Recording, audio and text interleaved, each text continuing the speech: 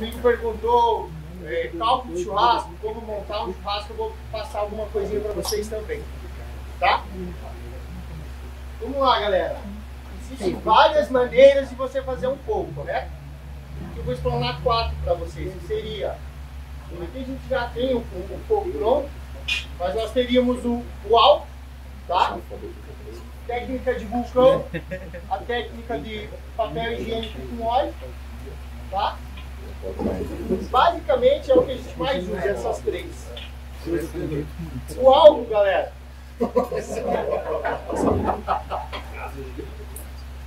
O álcool. O que é o meu costume? Põe o carvão, põe o álcool e deixa ele penetrar, tá? Então a gente não joga o álcool, já joga fogo.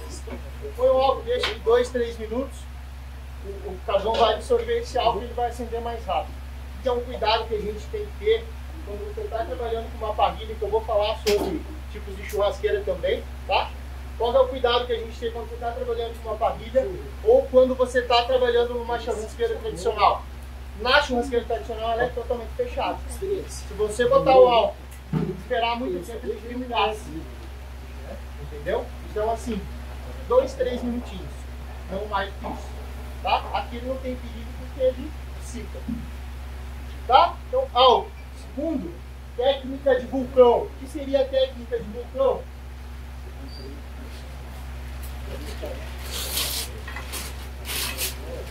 Eu uso o meu próprio carvão, tá? Geralmente a parte de fora. Eu pego uma garrafa de coca, uma garrafa de cerveja.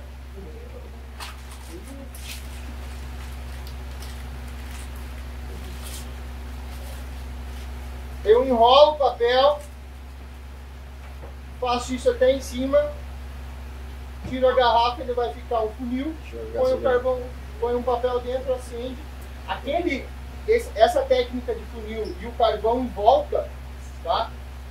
Por não ter tanta oxigenação dentro, ela vai manter o fogo por mais tempo. E é o tempo suficiente para acender o seu carvão, tá? Então, técnica de vulcão, uma garrafa, o próprio saco de carvão, faz a trouxinha, enrola a garrafa até em cima, tira a garrafa, vai ter o vulcão em volta, tá? A do papel higiênico, que é muito parecido, você desenrola ele, faz uma xoxinha na mão, uma tocha, tipo uma tocha, põe no meio do fogo um pouquinho de óleo, carvão em volta. O que vai dar manutenção maior desse fogo para acender o carvão? É o óleo, tá? O óleo ele queima mais devagar, então ele vai dar a temperatura certa para incendiar esse carvão e você ter a chama brasa ali, tá? Então assim, é bem simples. O mais fácil é o álcool, tá? Nós é mais difícil, mas não tem álcool. Hoje a gente não tinha álcool aqui, tá? O Egro usou a técnica do vulcão para acender aqui agora, tá? Outra coisa do fogo, galera, que é muito importante, você não faz o seu churrasco na labareda, tá? Alisson, por que é importante eu acender a minha churrasqueira pelo menos 30 minutos antes? A primeira queima, a primeira fumaça do carvão, ela é uma fumaça um pouquinho mais tóxica, tá? Então a primeira queima dele não é uma queima boa. Então se você não faz o seu churrasco na labareda, você faz o seu churrasco na brasa, tá? Cadê a braseadora aqui? No lateral. Então aqui, ó, galera, tá vendo que ele tá bem vermelho? Isso aqui é brasa, é aonde você tem que utilizar a técnica certa para você fazer o seu churrasco. Ah, isso eu vou perder muito carvão, não vai, galera. Então sempre o churrasco inicia 30 a 40 minutos antes de você colocar a sua carne em cima da brasa, tá? Nunca na labareda. Outra coisa, vamos entrar agora nos tipos de parrilha e tipos de churrasqueira. Essa parrilha que nós estamos trabalhando, ela é uma parrilha estilo argentino. Por que é um estilo argentino? Porque a minha Firebox, que é a caixa de fogo, ela está centralizada. Qual que é a diferença da Argentina para a Uruguaia? Essa caixa de fogo, a Firebox, ela se localiza na lateral, tá? Então a diferença da Uruguaia para a Argentina. Tem mais diferença, Ale? Tem. As grelhas, aqui eu tenho dois tipos de grelha, a Uruguaia e a Argentina, tá? A Uruguaia, tá quente, hein, galera? Nossa! A Uruguaia, o formato dela é cilíndrico. Tá? O formato dela é cilíndrico. Tá? Então a grelha uruguaia tem essa característica. Para a grelha argentina, ela tem um formato de canaleta, tá? Ela é levemente inclinada e ela tem um coletor de gordura. Tá? Isso aqui é para coletar gordura. Qual que é a eficiência dessa que eu particularmente gosto de utilizar? Você vai fazer uma carne muito entremeada, com muita gordura, essa coleta de gordura vai pra cá e evita que caia no seu forno. Tá? Porque o que incendeia muito é a gordura. A gente estava até no BBQ Mix em fevereiro, se eu não me engano. Foi o maior churrasco do mundo. Tava eu, tava o Joe. Do meu lado, da minha estação do lado, a menina estava fazendo picanha. Eu estava com ancho e ela estava com picanha. Quando eu olhei do lado, a parrilha dela virou incendiou total. Por quê? Porque a nossa parrilha era tudo com churrasco com grelha uruguaia, né? E aí, a gente estava atendendo no nosso camarote 8.000 pessoas. A galera que vai para festival, acha que festival é só picanha e costela, né, Diogo? Pão de alho. Acho que festival é só. Não, a fila dela estava quilométrica, ela ali batendo carne, incendiou a churrasqueira dela. Por quê? Porque não tinha esse sistema de coletagem de gordura. Aqui, isso vai incendiar? Vai cair gordura, mais menos, tá? Quando esse sistema coletor, tá, esse aqui, ele tá sujo, mas o que a gente pode fazer? Ele tá limpo. Essa gordura que cai aqui, eu posso colocar um sal nela, pegar um pincel e ir lubrificando minha carne, hidratando minha carne. Eu posso, com a própria gordura. O João não falou que a gordura é boa? O João não falou que é a gordura que dá sabor? Então, e mesmo que eu não colocar sal, eu pego essa gordura e vou lubrificando minha carne e vou entregando mais sabor para ela. Tá? Outra coisa, característica de parrilha, os dois andares. Por que, Alisson, os dois andares? E aí a gente entra na parte do steak. Por que o Joe... porque eu gosto de um steak mais grosso. Tá? Não tão fino. O steak, ele muito fino, quando você vai fazer um processo de selar a carne, quando você está selando ela de um lado, se ele é muito fino, a temperatura ele vai transpassar e vai para o outro lado da carne. Então você acaba perdendo esse processo da selagem, esse processo de mylar, que é um processo que eu vou explicar para vocês, que cria uma crostinha e você já assa o seu steak de um lado só. Então por isso que a gente utiliza os steaks mais grossos, tá? Porque daí não dá tempo da temperatura atravessar para o outro lado. Tá? É ruim para dar ponto? Não, porque eu selo ela no fogo, tá? E subo para o segundo andar da grelha, tá? Que é aonde vai dar o ponto da carne. Alisson, eu tenho uma churrasqueira comum em casa e não tenho dois andares. Não tem problema, galera. Tá? E daí a gente entra no ponto de fogo. Se eu tenho uma grelha só, eu coloco a metade da minha churrasqueira, da minha grelha, com o fogo ideal, que eu vou explicar para vocês qual que é, com o fogo ideal que eu estou fazendo o meu steak, o outro lado eu deixo com a temperatura baixa. Alisson, como que eu sei qual que é a temperatura correta se eu não tenho um termômetro? Primeiro é se tem o termômetro. Ninguém tem termômetro em casa. Segunda técnica que nós utilizamos é o sensorial. Tá? Qual que é o tempo correto para fazer uma cocção de steak? Ou para eu assar um steak, um bife? Tá? É até 5 minutos. Irmão, tá? Ó, segundos. Eu aguentei 4. Fica 5 minutos. 5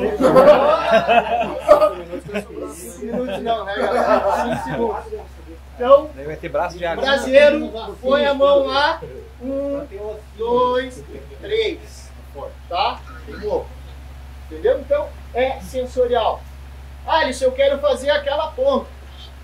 Né? Aquela ponta que o Joe extraiu, que tá bonita, eu quero fazer ela. Qual que é o tempo da ponta? De 12 a 15 segundos uma altura de 30 a 40 centímetros do fogo. Eu ia falar metro, hoje eu estou com mania de grandeza, metro, de 30 a 40 centímetros do fogo, tá? Então você põe a mãozinha lá, de 12 a 15 segundos é um tempo que não vai queimar a sua carne, tá? E não vai deixar ela crua, que é a cocção lenta que a gente chama, de no mínimo 4, 5, 6, 8 horas se é de fogo de chão, do cordeiro patagônico, tá? Que são as cocções lentas. Aqui é uma cocção rápida, né? E com essa temperatura, cocção lenta. Então, sensorial sempre, galera. Sensorial sempre. A mãozinha lá é o que vai regular, tá? Se vocês perceberem, a minha brasa ela tá cinza, certo? Ah, eu tenho que pôr mais carvão, Ale? Não necessariamente. Isso aqui a gente chama de braseador. Tá? E você pode ter tanto na parrilha quanto na sua churrasqueira em casa, um pedaço de ferro. Tá? Aqui, por que ele está cinza? Quer dizer que ele está apagado, é falta de oxigenação. Tá? Se eu vir brasear o meu carvão, o que é brasear? Eu mexer nele, pode se ele não estiver totalmente apagado. Vou oxigenar esse carvão e aí daqui a pouco ele vai acender e vai virar minha brasa de novo. Então assim, o fato de ele estar totalmente cinza não quer dizer que ele esteja totalmente apagado. Tá? Ele está com a ausência de oxigenação, eu braseio ele. Ah, tá? Porque é fácil a parrilha e é legal trabalhar com a parrilha, porque eu não perco temperatura pulsa. Porque enquanto eu estou com a temperatura certa aqui está acendendo meu fogo. Tá? Festival a gente usa muito, porque é muito fluxo, é muita gente. A gente tem que atender. Então eu não tenho o tempo de deixar apagar o meu fogo, acender ele novamente. Tá? Então quando está acabando a brasa aqui, que já está rolando, eu vou uma assim, e a brasa vai cair, eu braseio e aí alimento novamente. Então eu vou ter fogo o tempo inteiro. Tá? Eu não vou errar no churrasco. Dúvidas, pessoal? Nada, dúvidas de grelha, dúvidas de técnica de fogo. Eu tenho uma dúvida. Vamos lá. Como que a gente vai botar a carne aí? De fogo. Lenha. Eu, particularmente, gosto de utilizar muito. Nosso amigo Kiko lá já não gosta. Tá? A lenha, galera, eu utilizo para iniciar aqueles 40 minutos. Tá? Então eu aprendi com meu pai lá que a gente acende um pouco com lenha. Então eu pinto lenha na minha churrasqueira, até em cima acende dele, queimando 1 hora, 1 hora e meia. Deixa lá, a lenha queimando. Para ela virar a brasa e aí eu utilizo só a brasa. Tá? O que é o ruim da lenha na churrasqueira? E, tudo bem, o carvão ele já teve a primeira queima, né? A lenha não. Então a lenha ela libera essa fumaça tóxica mais ainda do que o carvão. Até a gente chama na defumação, eu não sou muito, não é muito minha especialidade, até o Joe pode nos ajudar. Na defumação, a primeira queima da lenha você nunca utiliza, que é aquela fumaça mais cinza que sai. Qual que é a fumaça exata? É a tal da blue smoke que a gente chama, que é aquela fumaça mais transparente e ela sai quase azulzinha. Tá? Que é a segunda queima da lenha. A lenha dá sabor também. A lenha ela dá sabor. Mas Só ela que vai dar o sabor, posso fazer uma adenda? pode. A lenha, ela vai dar o sabor daquilo que vocês utilizarem. Por exemplo, se eu utilizar limoeiro, não dá para imaginar que eu tenho um gosto de macieira na carne. Ela vai entregar o gosto de limoeiro. Só que a questão importante que o Ale até mencionou sobre o carvão. A primeira queima, até assim, ela acaba atrapalhando no sabor do alimento. Essa queima do primeiro carbono que sai, ela atrapalha na entrega do sabor do alimento. Quando você faz com a lenha, você faz Sim, porque assim, tradicionalmente, qual é a nossa tendência ao fazer um churrasco? Eu acendo o carvão, logo já coloco a minha carne em cima da grelha. Só que ele ainda não formou brasa. Certo? Então a nossa tendência é imaginar, pô, como ele mencionou, eu vou colocar carvão e vou deixar queimando sem a carne da grelha, eu vou estar gastando carvão.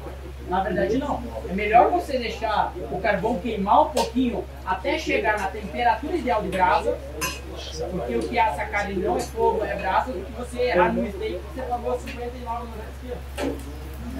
E como ele mencionou, o que assa o churrasco é a temperatura de brasa, não é fogo. E como que você tem essa convicção? Além do teste sensorial, como ele falou, que você coloca a 30 centímetros da mão da brasa para contar e ver quanto tempo ele suporta. É o aspecto visual. Quantos de vocês já pegaram um steak, colocaram na grelha e quando foram pensar em virar, mas o steak está cinza ainda.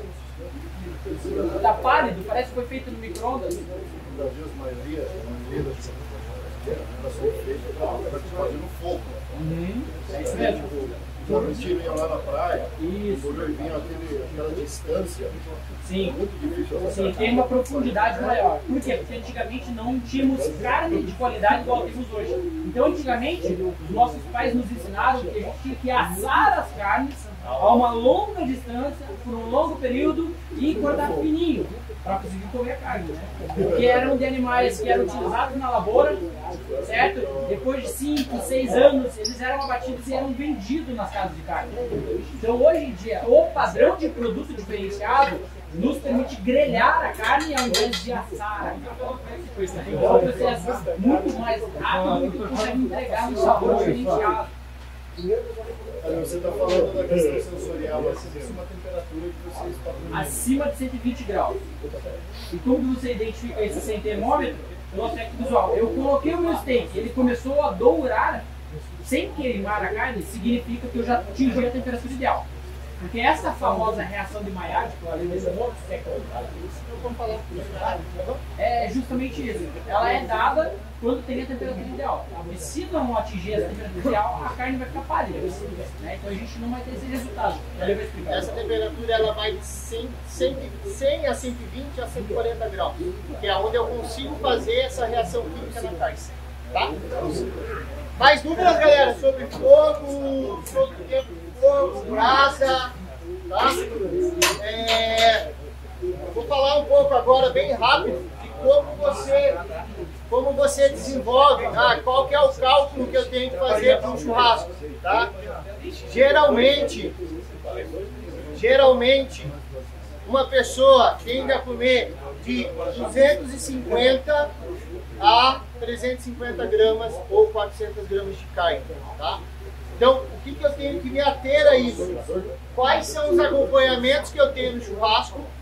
Quais são as entradas que eu tenho no churrasco? E qual é o meu carbo principal? Qual que é a minha proteína principal? Então, qual que é a estrutura de um churrasco? Entrada, galera, acompanhamentos e o prato principal. A proteína ou a carne que você vai utilizar. Então você tem que levar em consideração esses 3 termos, tá? Então assim, que nem hoje, o que nós temos de entrada e acompanhamento? Eu tenho um choripan, que eu já explico o que é, tá? E eu tenho uma batata ao murro.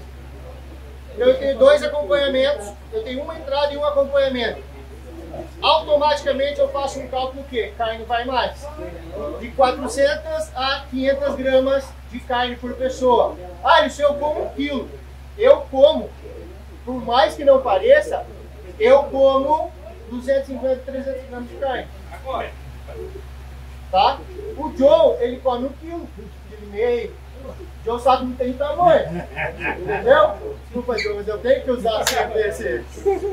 Entendeu? Então assim, só que tem crianças. Qual que é o cálculo de criança? Generaliza de 350 a 400 gramas de carne. Você não erra.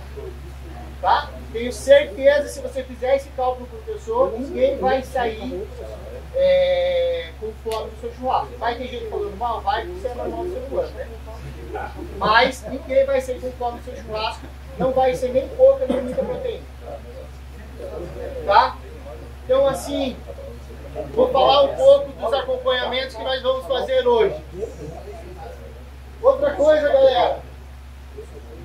Hoje em dia, tem muita coisa fácil de fazer, barata, do que o tradicional linguiça e pão de alho. Tá? Não tenho nada contra, eu gosto também, mas você consegue agradar num churrasco a sua sogra, o seu sogro, um amigo, um parente de longe, com coisas simples, tá? E fácil de fazer. Isso aqui a gente chama de choripan, tá? É uma comida típica argentina. O que eu tenho aqui? Pão, tá? Esse pão eu passo requeijão nele. E em cima é uma massa de linguiça já temperada, massa de linguiça pronta, no qual eu coloco mais requeijão para dar a liga, salsinha e cebolinha e um pouquinho de pimenta. Pode ser com ou sem pimenta? Pode, tá? Essa pimenta, uma pimenta ela tem 5 tipos de pimenta, é da Gonzalo Alimentos, tá? Que é um amigo, um parceiro nosso, e é todos os produtos de sais e temperos nós vamos estar utilizando dele, tá? É muito bom isso aqui. Isso chama-se choripan. É simples, é fácil e é barato de fazer. Na Argentina, choripan é pão com linguiça. Pão com linguiça também, né? É o pão e a linguiça no meio, tá? Geralmente a galera serve com chimichurri, que é um outro molho que eu vou mostrar para vocês, ou com a salsa crioulo, tá? Qual que é o processo aqui? Eu tenho que ter 5 minutos aqui, Ale, para fazer? Não, porque eu queimo ela e não asso por dentro, internamente, tá? Então se eu colocar isso numa brasa para fazer os 5 segundos de steak, eu vou errar. O que eu faço? Aqui no caso que eu tenho a parrilha, tá? Eu tenho a temperatura menor. Se não tiver temperatura ainda, eu jogo para cima. Com a carne para baixo, tá? Se eu colocar ele virado, ele vai queimar o pão e não vai dar a temperatura interna da carne que eu quero. Então eu coloco ele com a boca para baixo, tá? Ela vai assar, cozinhar essa linguiça e aí depois eu viro, finalizo para dar a crocância do pão. É massa de linguiça pronta. Massa de linguiça. Eu gosto de usar linguiça pura de pernil. Tá? A pura de pernil. Pode usar a toscana, mas eu gosto isso. Abre ela, né? Com o requeijão, a salsinha e cebolinha, você cria aquela pasta para passar no pão. O que é importante, galera? Se vocês perceberem aqui, ó, essa massa, ela vem até a bordinha, ó. Tá? Por quê? Porque ali automaticamente, se não tiver a massa de linguiça por cima, ele vai queimar a borda. Tem problema? Não. Mas você consegue minimizar e evitar. Tá? Então, abre bem o pão, ó. E a massa bem. Tá? Tenta trazer a massa de linguiça até a borda para evitar queimar. Tá? Então, assim, ó. Por experiência própria, cara. Na nossa empresa de eventos, quando a gente vai fazer o evento, a gente esquece a carne e come só isso. Entendeu? Porque é uma coisa diferente, é uma coisa simples e fácil de fazer e sai do tradicionalzão. Tá? Aqui um dos acompanhamentos que nós vamos fazer é a batata ao murro. Tá? Por que batata ao murro, Ale? Eu vou pegar e vou dar um murro nessa batata, literalmente. Vou amassar ela, tá? Eu pré-cozinhei ela, tá? Não ao ponto de você fazer uma maionese, mas que ela fique mais firme. Por quê? Porque eu vou finalizar ela numa travessa de ferro, tá? Então eu cozinhei ela. Numa travessinha de ferro eu coloquei manteiga de leite, um pouquinho de azeite de oliva. Por quê? Porque se eu colocar só a manteiga de leite, ela queima, tá? Ela queima muito rápido. Então, o azeite de oliva vai deixar que não queime a manteiga de leite. Ela vai selar, então ela vai criar uma crosta. Aqui eu tenho um processo de maillard também, tá? Que é essa crostinha que faz. Então chama crostinha do sabor, tá? Então isso aqui eu tenho um processo de maillard também, tá? Selei ela, eu retiro, murro, maionese, tá? E serve pra galera. É barato, é simples de fazer e é uma coisa que agrada. Uma coisa bem gostosa que vocês vão provar. Tá? Então assim, no workshop passado, a gente fez, eles até estavam me zoando, e o nome é Morrones com Evo. O que é o Morrones com Evo, Ale? É uma barquinha de pimentão, tá? E a gente defuma ela, se não dá para defumar, tira a temperatura do lado da churrasqueira e deixa ele lá em cima, para ele pegar a temperatura, para ele pré-murchar. Corta ele em barquinha, quebra um ovo quente, queijo, sal verde, no caso que a gente usou, e salsinha e cebolinha.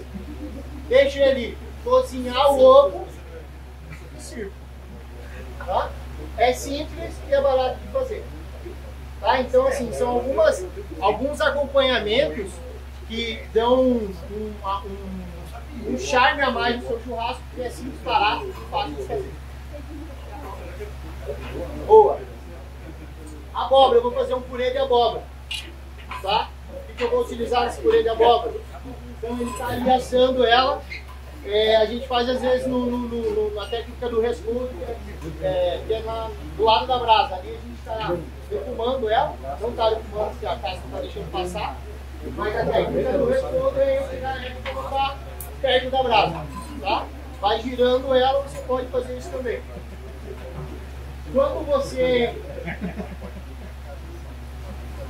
Quando você faz que a casca, você consiga manter a estrutura da casca, você também corta em cima, tira a semente, ali mesmo. Você, com uma colher, faz o purê dela, né?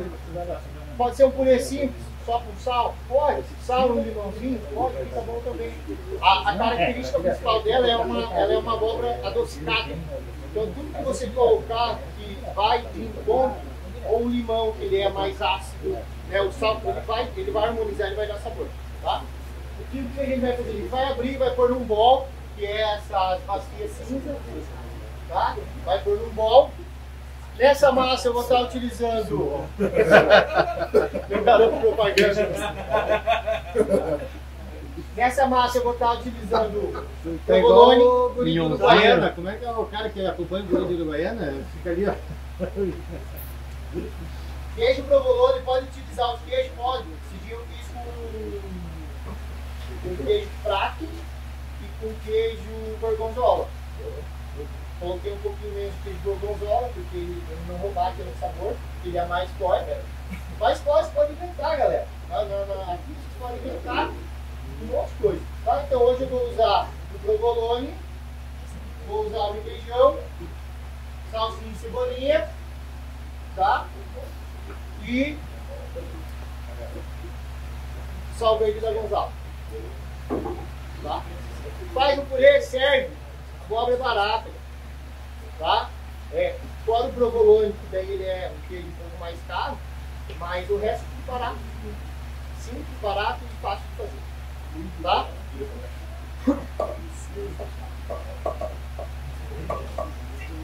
Então vamos almoçar? Vamos lá, daqui a pouco. Calma aí, tá com fome? Ansioso. Vou entrar agora na técnica de salga, tá? E o sal antes, durante e depois. Todo mundo pergunta, é certo pôr sal antes? É certo pôr sal depois? É certo pôr sal na hora? O certo é você não fazer churrasco. Tá? Ambos têm a sua técnica, tá? Mas o certo é você não fazer churrasco. E aqui eu vou estar utilizando... Bota de salpinho.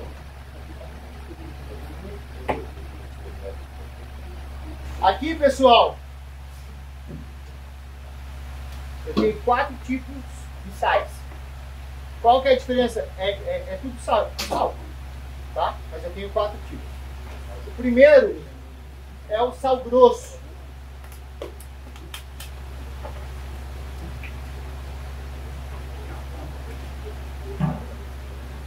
Tá? Qual que é a característica do sal grosso? É a granulometria dele, tá? E as pedrinhas, se você olhar, elas não são uniformes. Por que nós não utilizamos sal grosso para uma cocção de parrilha, numa cocção de steak? Porque ele não tem tempo suficiente para derreter esse sal na carne. Por que às vezes no churrasco de sal grosso você vai comer a carne e você come um pedaço de pedra de sal? Porque ela não tem tempo hábil para derreter esse sal. Por isso que não se utiliza sal grosso para fazer churrasco de steak. Posso utilizar, Lê? Eu utilizo. Ok, não tem problema. Entendeu? Mas você não vai conseguir ter o mesmo resultado de um sal de parrilha ou de uma flor de sal, tá? Então o sal grosso ele é utilizado em técnicas de cocção maiores, que é coction, tá? Ou defumação, é onde eu tenho tempo hábil para que esse sal derreta e penetre na carne, tá? Isso é um processo que a gente chama de osmose, tá? E que a osmose nada mais é que é a troca de líquidos, ou seja, o sal, a tendência do sal quando você põe ela em cima da carne é ela trazer a água para fora, ele é um condutor, então ela traz a água para fora, salga e retorna para dentro da carne, fazendo a salga dela, tá? Então, sal grosso, galera, cocção lenta, tá? Não use para cocção rápida, porque você vai entregar um sal para seus convidados comerem, tá? O segundo tipo de sal é o sal de parrilha.